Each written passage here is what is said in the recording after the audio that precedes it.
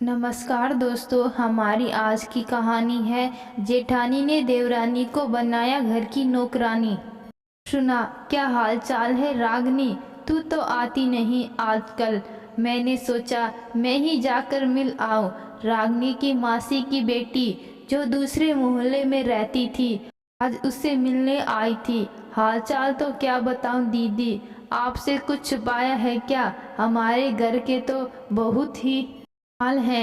एक जना कमाने वाला 70 खाने वाले। कह भी तो नहीं सकते, वरना लोग कहेंगे बाप के मरते ही माँ और छोटे भाई का परिवार बोझ बन गया। बड़े होने के नाते चाहे रोकर करे या हंसकर, करना हमें ही है। रागनी मुंह बनाते हुए बोली। अंदर बैठी उसकी सास व देवरानी रजनी का अपने लिए ऐसी बातें सुनकर मुंह उतर गया। रोज का ही तो था यह सब, कोई कब तक बर्दाश्त करे। सावित्री जी के 2 बेटे बहू और एक बेटी, जो समय रहते ही उसकी शादी उसके पिता ने कर दी थी। बड़े बेटे अजय की शादी तक अच्छा खासा काम धंधा था। सावित्री जी के पति का एक दिन अचानक हार्ट अटैक आ गया और लगभग 6 महीने तक मौत से लड़ते हुए वह हार गए। बड़ी बहू रागनी शुरू से ही स्वभाव की तेज थी, लेकिन अपने ससुर का थोड़ा बहुत लिहाज करती। लेकिन उनके जाते ही एकदम मुंह फट हो गई। छोटा बेटा दीपक एक कंपनी में काम करता था। उसकी आमदनी कम थी। उसकी पत्नी रजनी बहुत ही सरल स्वभाव की थी। घर का सारा कामकाज उसी ने संभाला हुआ था। शुरू शुरू में उसकी सास ने अपनी जेठानी को भी काम करने दिया करो, तुम ही अकेले क्यों सारा दिन लगी रहती हो? यह सुन रजनी हंसते हुए कहती, माँ जी काम ही कितना है, मैं कर लूँगी। अच्छा लगता है क्या छोटों के सामने बड़े काम करे? उसके सीधे स्वभाव का रागनी हमेशा फायदा उठाती। यह देखकर सावित्री जी को बहुत दुख होता। लॉकडाउन में दीपक की कंपनी बंद हो गई। कुछ दिन तो बड़े बेटा बहू कुछ नहीं बोले, फिर बात बात पर उन्होंने ताना देना शुरू कर दिया। दीपक कई बार कह चुका था, भैया मैं काम देख रहा हूँ, वैसे भी हर महीने घर खर्च के लिए तो देता हूँ। यह सुनकर रागनी बोली, 10-12 हजार देकर आप कोई एहसान नहीं करते देवर जी। होता क्या है इनमें? माँ जी की दवाइयाँ और तुम 3 जनों का खर्च, यह तो तुम अपने भैया का एहसान मानो जो यह चुपचाप तुम सबकी गाड़ी खींच रहे हैं। वरना इस समय तो तुम सड़क पर आ जाते और लोगों की तरह। बहू इतना भी मत बोलो। अजय जो इतने बड़े शोरूम का मालिक बना बैठा है, वह तेरे ससुर का ही तो है और उसमें सबका साझा है। माँ जी इस बात को तो आप रहने ही दो। पिताजी बीमारी के समय आपको पता है ना कितना खर्च हुआ और सारा काम धंधा कैसे खत्म हो गया था। अगर यह ना संभालते तो शोरूम पर तो ताला ही लग जाता ना। वैसे भी पिताजी ने यह दुकान इनके नाम की हुई है, उसके बारे में तो आप बात ही ना करें। इनकी दिन रात की मेहनत से वह दुकान से शोरूम बना है। तू देख रहा है तेरे सामने कितनी जुबान चला रही है। सावित्री जी अजय से बोली तो अजय ने कहा, इसमें गलत क्या कह रही है? अग्नि सही बोल रही है माँ, मैं तुम लोगों के बीच में कुछ बोलना नहीं चाहता, बस मेरा इतना कहना है दीपक जल्दी से जल्दी कोई काम धंधा देख ले, कहकर अजय वहां से चला गया। सावित्री जी को अपने बेटे से ऐसे जवाब की कतई उम्मीद न थी। उसे रजनी के लिए भी बहुत दुख होता था कि सारा दिन नौकरों की तरह घर में काम करती और उसके बाद भी उसे इतना सुनने को मिलता। सावित्री जी को उसे देख अपने दिन याद आ जाते जब वह शादी करके आई थी तो अजय के पापा भी काम धंधा अच्छा ना था। वह भी तो रजनी तरह सारे दिन घर का पूरा काम धंधा करती और फिर जेठानी व सास के ताने सुनती और ऐसा ही भाग्य छोटी बहू रजनी का है। हे भगवान, यह बेचारी भी यूं ही पिसती रहेगी क्या हमेशा? सोचकर सावित्री जी के आंखों में आंसू आ गए। उन्हें परेशान देख रजनी बोली, माँ जी आप परेशान मत हो, यह बुरे दिन भी हम चुपचाप रहकर काट लेंगे।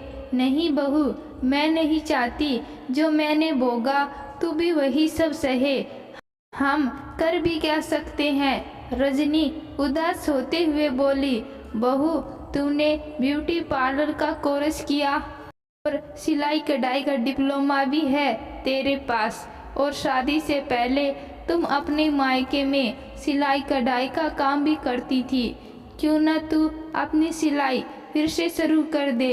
लेकिन माँ जी उसके लिए पहले हमें थोड़ी पूंजी लगानी होगी और इस समय हमारे पास कुछ भी नहीं है।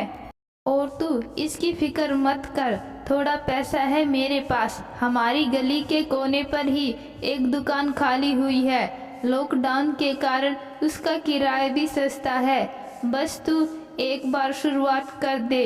रजनी ने अपने पति से इस बारे में बात की तो उसने भी सहमति दे दी।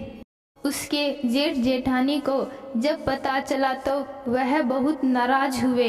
रजनी का जेठ नाराज होते हुए बोला, क्या अच्छा लगेगा घर की बहू बाहर दुकान पर ऐसे बैठे, लोग क्या कहेंगे, हमारे घर की इज्जत तो मिट्टी में मिल जाएगी।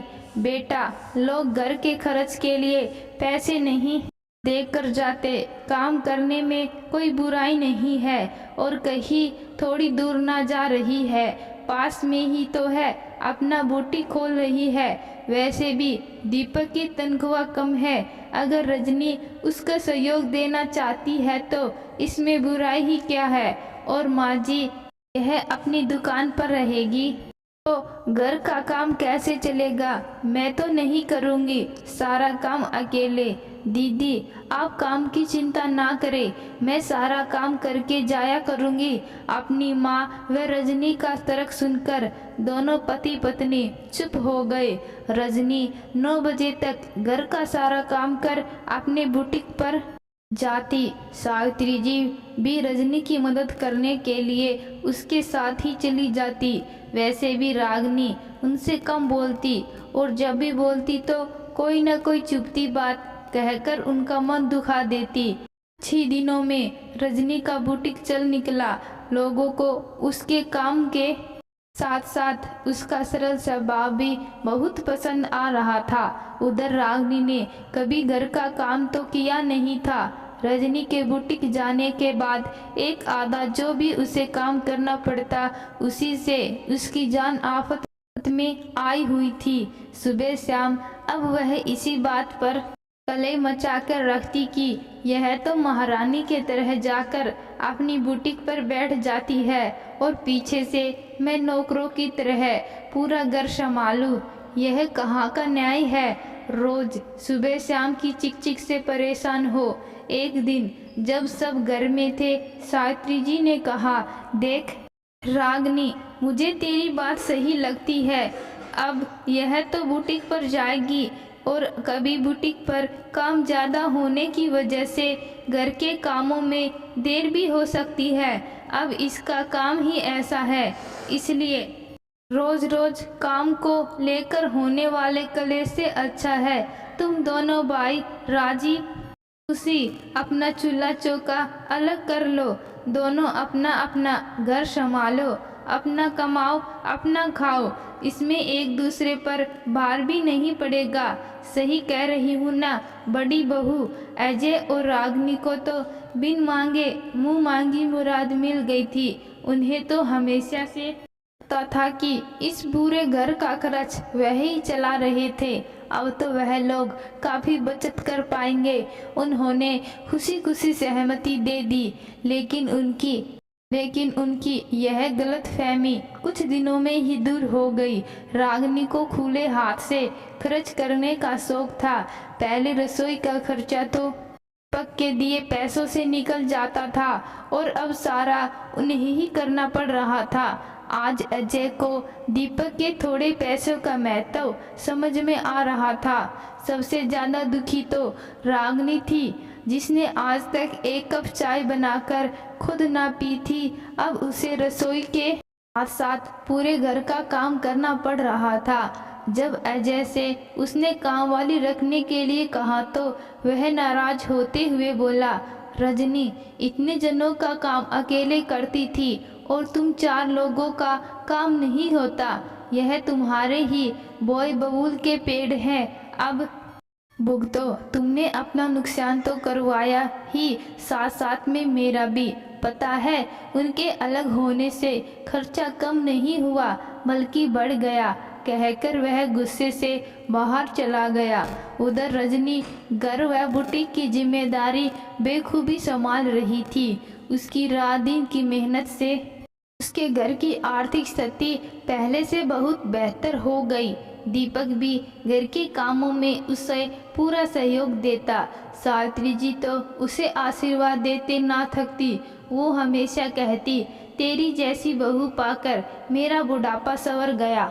हाँ जी, यह सब आपके सहयोग से ही संभव हो पाया है, वरना मैं तो इतना बड़ा कदम कभी ना उठा पाती। आप मेरी दूसरी माँ हो जिसने मेरे लिए इतना कुछ सोचा। बस आपका आशीर्वाद हम पर सदा यूं ही बना रहे।